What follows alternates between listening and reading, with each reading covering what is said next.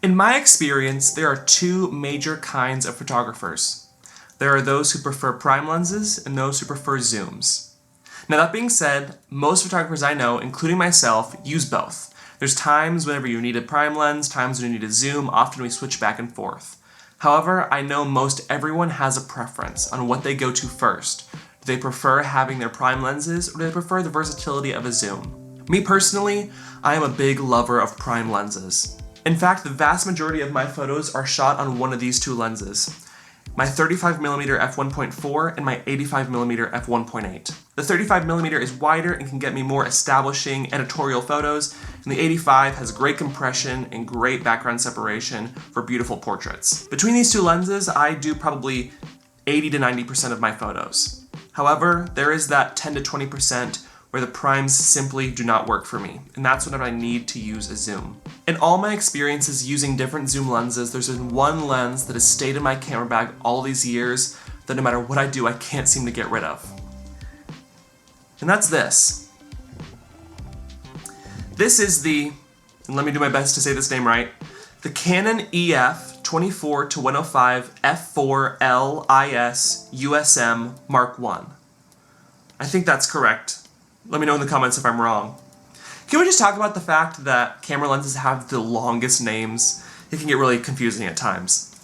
This lens came out in 2005, which means that it turns 20 years old this year. This thing's 1 year away from being at drinking age. That's crazy. But still, I love it, and it saved my life on multiple occasions.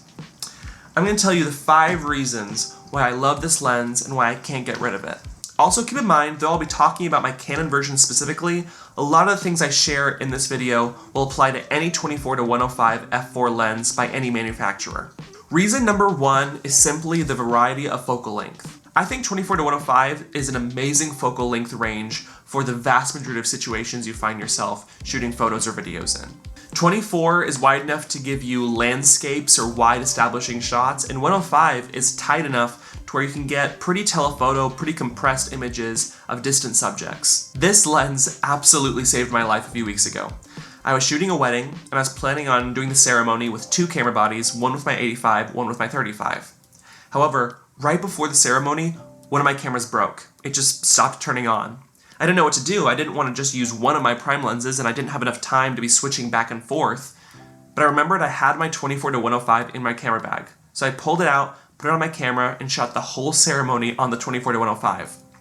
Now that's not ideal. The image quality was not quite at the level it would have been if I was using my primes, but if I hadn't have had that 24-105, I would have been able to get nearly a variety of photos for that ceremony as I was able to get. Because I still was allowed to get those wide, beautiful, establishing shots while also getting close in on the bride and groom to see their intimate moments in the ceremony.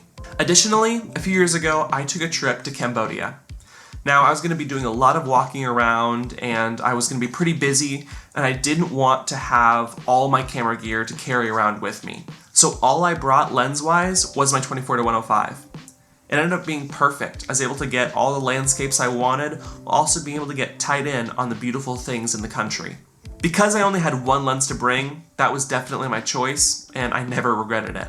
Reason number 2 that I love my 24-105 is the build quality. If you heard me when I was saying the super long name earlier, this is a Canon L lens, which means it's in their professional series of lenses. That means that it's built very well, meant to handle a beating, and it does. It's got a super strong body made of a lot of metal and also strong plastic, and it's weather sealed. I remember there for a while, I did not own any weather sealed prime lenses. This was the only weather sealed lens I had. And I remember I was doing a photo shoot one day and it started raining on us unexpectedly. Rather than having to try and shield my camera or having to cancel the photo shoot, I whipped out my 24-105 and did a bunch of the photos on that lens. And to my surprise, I actually loved the results. These portraits turned out really good and they were really fun to shoot in that rainy environment, and I didn't have to worry about damaging my lens because I knew it could handle the weather conditions. I have not treated this lens the most kindly, and it has withstand basically everything I've thrown at it, so it's built incredibly well. The third reason I love my 24-105 is because of its image stabilization. Now, this being a 20-year-old lens, the image stabilization is not quite as good in a lot of more modern lenses. You can kind of hear it making some noises while you're using it, and it can be a little jerky, but if you are staying pretty still, it's really good at eliminating micro jitters, especially if you're doing video work. If I throw this lens on my Panasonic S5 II with built-in image stabilization combined with the image stabilization of the lens, I can get super smooth, super nice shots. Also, the image stabilization helps you to get lower shutter speeds in low light environments. Because this is an f4 lens, it's not the best in low light, but the image stabilization really helps that. It allows you to use a slower shutter speed to allow more light to get in low light environments. So I find that as long as there's not a lot of motion in your low light pictures, it can handle low light photography pretty well due to that image stabilization. The fourth reason that I love this lens is actually the image quality. Now, you will hear a lot of mixed reviews out there on the image quality of a lens like this old Canon 24-105. Some people say that it's really not sharp, and I think in technical tests that can be true. It's a lot softer than a lot of our super modern, high-end professional lenses. However, that being said, like I said earlier, I've used this on weddings, I've used this on portrait photo shoots, and no one has ever complained to me about the image quality.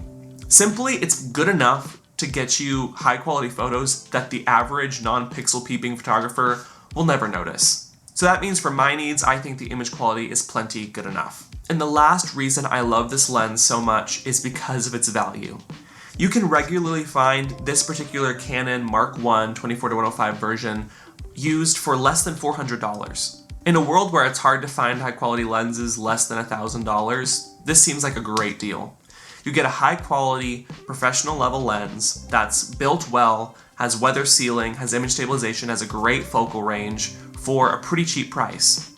And I know a lot of other brands also have 24-105 lenses at a pretty reasonable budget, and sometimes you can even get them as a kit with a camera for even better deals. See, this lens for me is like that friend you have that's probably not the coolest or doesn't have the most interesting personality, but you always know is there for you when you need them. There's nothing super special, super fancy, or super wonderful about this lens, but it's just there when you need it. It's just so versatile and so reliable that you have this peace of mind knowing you have it ready for any situation where you need the versatility of that zoom lens. So I would highly recommend, if you're a prime shooter like me, or maybe you only own ultra-wide or telephoto zoom lenses, look into the 24-105. It'll get you those moderately wide and moderately telephoto images all in one lens. For such a low price, I would say that almost any photographer could benefit from owning a lens like this. If you have any questions about the 24-105, feel free to let me know. I'll see you guys in the next one.